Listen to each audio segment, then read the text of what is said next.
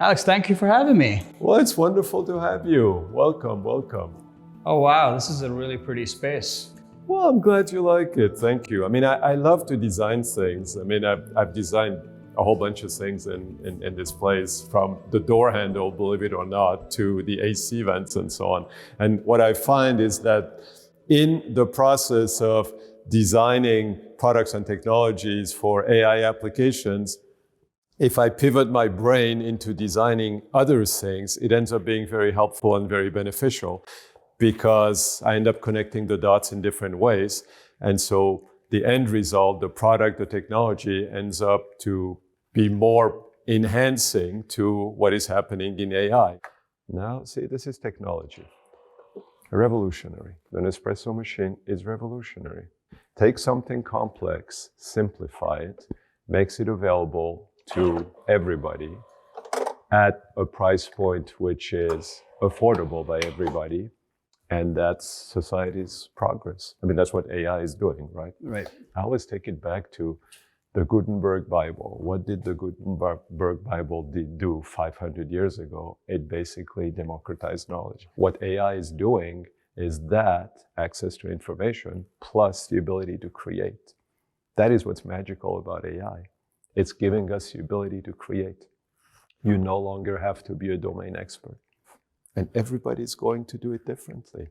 There are no limitations of age, of race, of belief systems. It's really a full democratization of knowledge fueled by creativity. I cannot think of a better time to be alive than today. We're at the brink of this amazing expansion. It's magical. So, Alex, how does it feel to be the most well-dressed man in tech? I think people find it somewhat strange.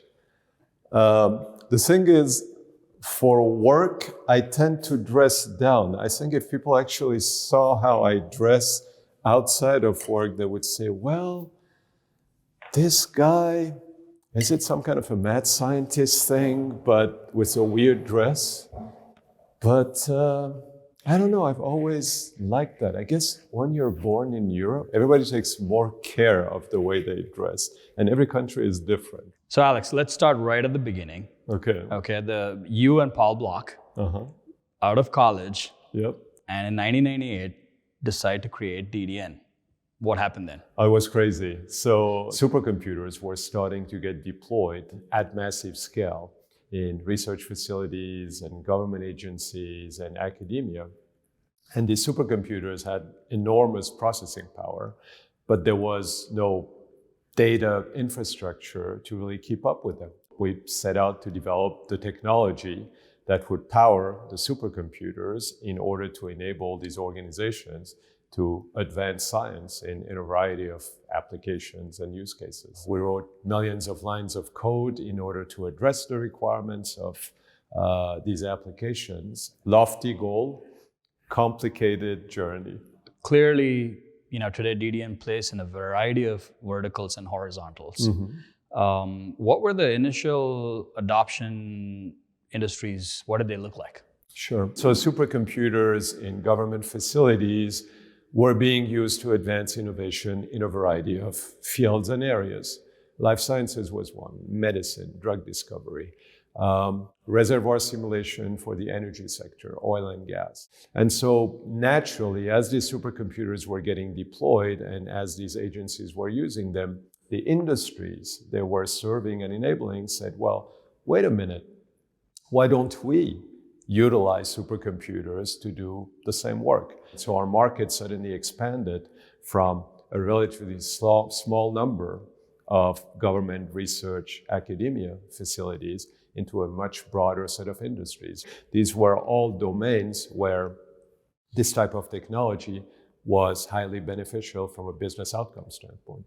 So Alex, let's pivot from HPC to AI now. Okay. What is DDN's role in this whole massive influx of money and investments into AI? Absolutely. Well, that's a great question. Look, for AI to become a reality, it has to make sense financially for organizations to embrace AI. So the ROI, the business outcome enablement of AI is critical.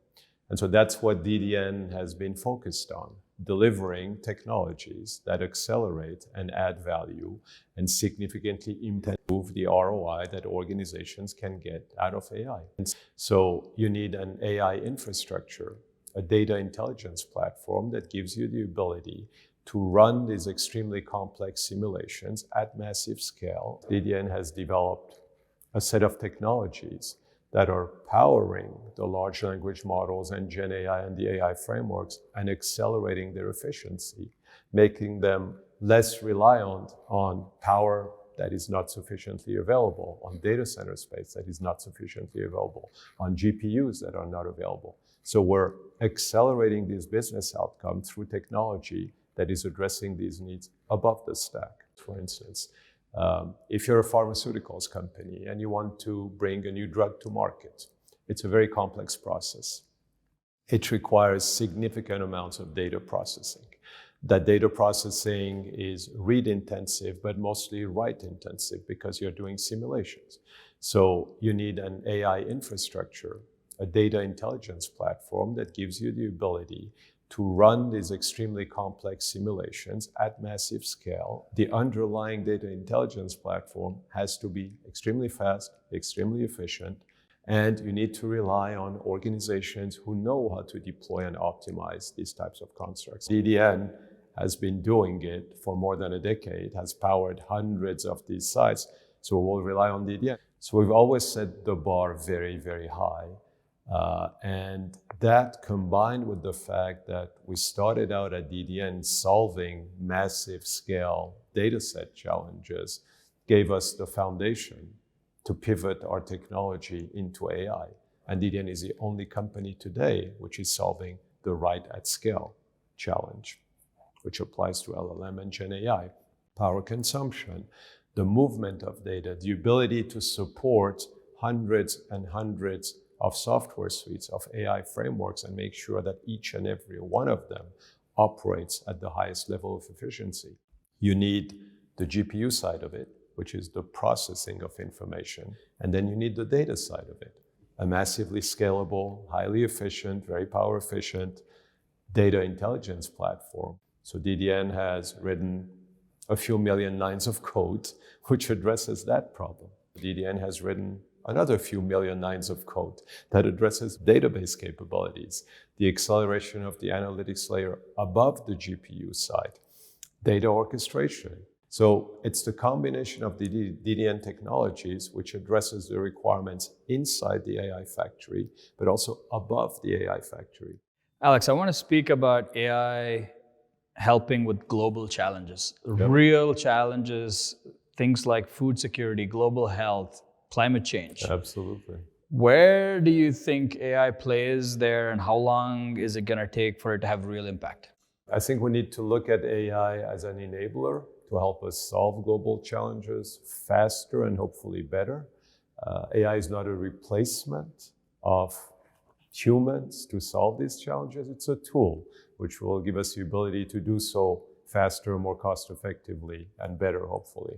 Now, for all of this to happen, we need to continue to build up these global AI infrastructures, data centers, and clouds in a very efficient, cost-effective, small footprint from a power requirement standpoint. And that is absolutely essential. Now let's just bring it back to DDN, okay? Give me an inside-out perspective of where DDN is today, technologically speaking, and where it's going in the near future and the distant future. Absolutely. Well, our focus first and foremost is in helping organizations across all industries, all market segments to benefit from AI. We're making the data center, which is AI enabled, far more efficient, far more reliable, far more cost effective, 10 times better performance, 10 times better efficiency, 10 times less power requirement, 10 times smaller footprint. DDN today has the absolute best technology for addressing these requirements at any scale. More than 500,000 GPUs powered by DDN across all industries globally. We're solving the problems inside the stack, data center and cloud, and we're solving the problem above the stack, better than anybody else. DDN is solving these problems for all of these organizations, for all these market segments, autonomous driving, manufacturing, the energy sector, very, very broadly. And it's just the beginning of a wonderful journey, fueled by lots of amazing engineers at DDN who are making this a reality. This has been a wonderful conversation. I can't wait to see the business outcomes we drive for our customers, the tens and thousands of customers that we have all over the world. Thank you. Absolutely. It's all about customer delight. That's the only thing that matters.